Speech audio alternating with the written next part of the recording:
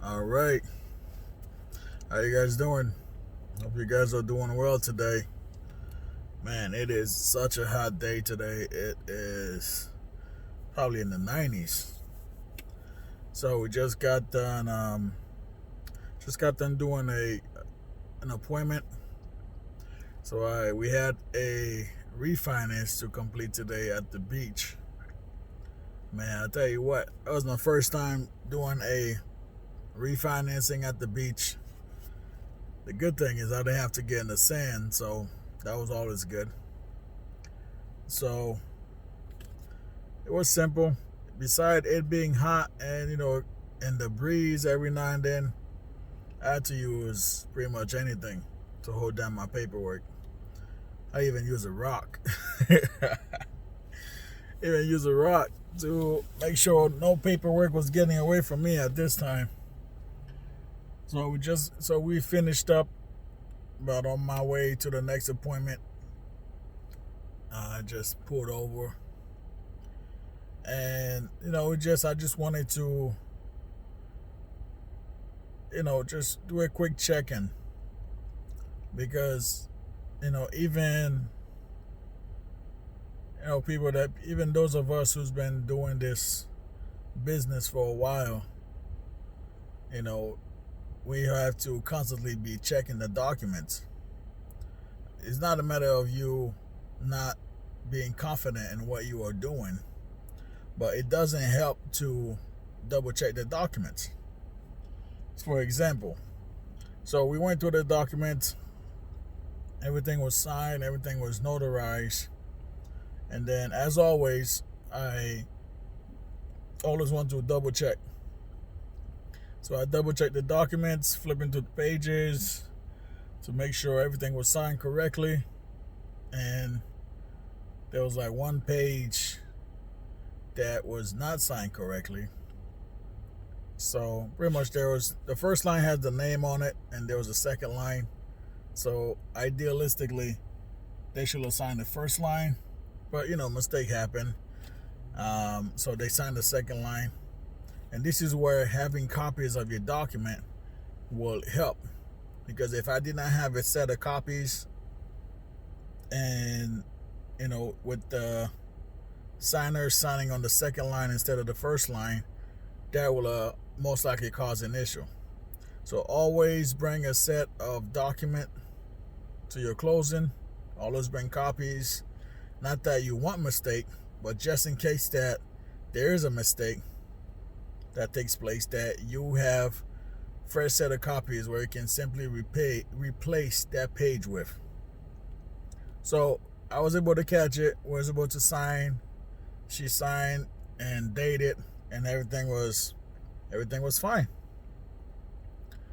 So now, after I finished with the signing, I came in the car, check, check to make sure I have all my stuff, because we were doing a closing, an out-of-state closing at the beach, due to the environment. So just double check. I double checked my notary bag to make sure everything was there. Then I went and dropped it off at the UPS store for shipping. So for those of you who are new or are getting into this business, I highly recommend, I've always recommend that you take the time to learn what you are doing. Take the time to educate yourself. Take the time to train yourself. It's the little things that matters. The little thing that matters is the little thing that makes the biggest impact.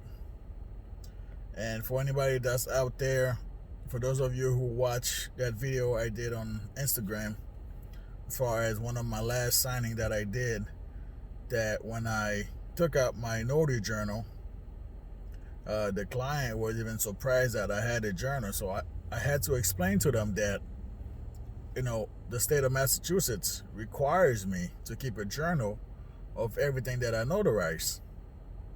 And when we got to talking and I explained the process, then she mentioned to me that the past few notaries that she had did not have her sign a journal. Nor did they even check her ID.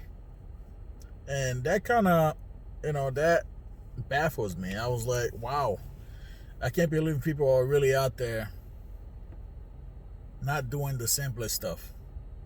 As a notary public, it's required for you to keep a journal of everything that you are doing.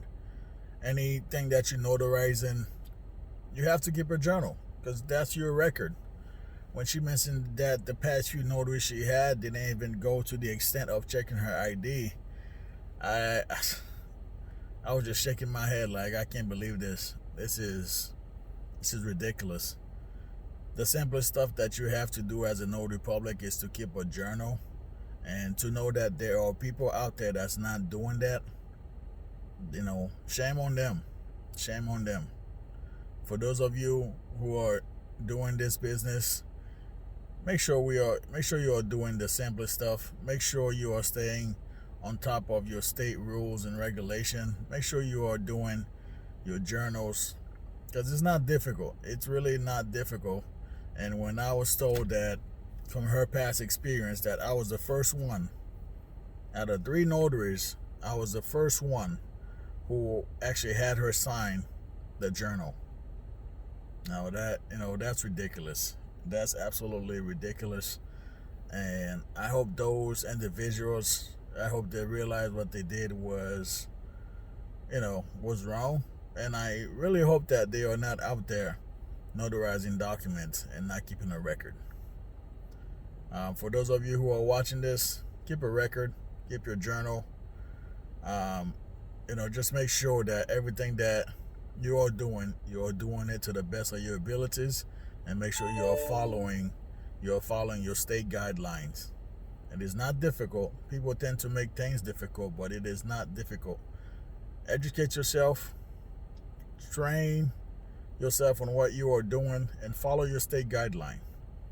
Now, you will not go wrong by following your state guideline for what is needed to complete a notary appointment. All right, so I'm about to get back on the road. It is extremely hot out. It's like burning. I feel like I'm back in Florida. But hope you guys have a great day. Hope you guys are staying safe. And I will see you guys next time.